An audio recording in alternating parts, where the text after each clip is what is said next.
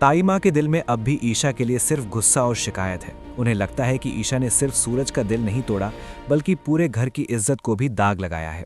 इसीलिए ताई माँ फैसला कर लेती हैं कि अब सूरज के लिए एक ऐसी लड़की ढूंढी जाएगी जो हर मायने में ईशा से बेहतर हो। सुबह होते ही घर के आंगन में सब लोग जमा होते हैं और ताई माँ एक बड़ा फैसला सुना देती हैं।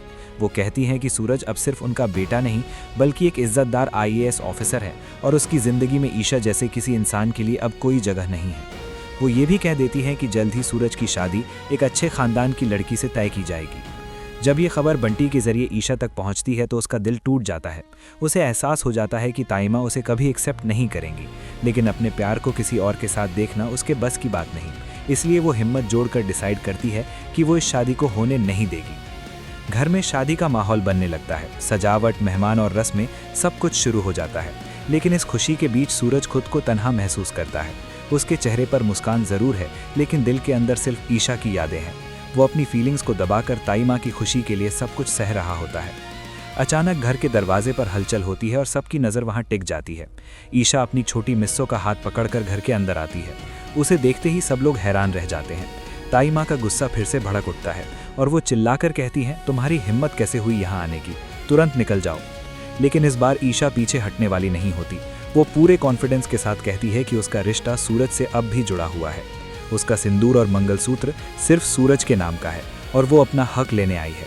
ईशा को देखकर सूरज अंदर से हिल जाता है। उसका दिल उसे ईशा के पास ले जाना चाहता है, लेकिन ताई माँ की इज्जत उसे रोक लेती है। दोनों के बीच एक अजीब सी कश्मकश चलती है। तभी छोटी मिस्सो मासूमियत से सूरज का हाथ पकड़कर पूछती है कि आप मेरी ईशू को फिर से दूर कर देंगे? ये सवाल सूरज के दिल को छू जाता है और उसकी आंखों में आंसू आ जाते हैं। दूसरी तरफ ताई माँ अपनी बात पर अड़ी रहती हैं। वो कह देती हैं कि अगर ईशा ने इस घर में कदम रखा तो वो खुद इस घर को छोड़कर चली जाएंगी। माहौल और भी ज़्यादा टेंस हो जाता है।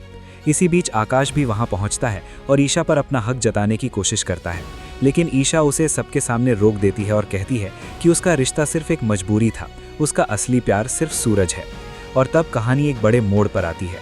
सूरज सबके सामने आगे बढ़ता है और ईशा का हाथ पकड़ लेता है। वो ताई माँ से कहता है कि आज वो जो कुछ भी है अपनी मेहनत की वजह से है, लेकिन उस मेहनत के पीछे ईशा का साथ और उसकी मोहब्बत है। ताई माँ ने उसे परिवार की वैल्यूज़ सिखाई हैं, लेकिन ईशा ने उसे जीने की वजह दी है, इसलिए वो किसी और से शादी नहीं करेगा।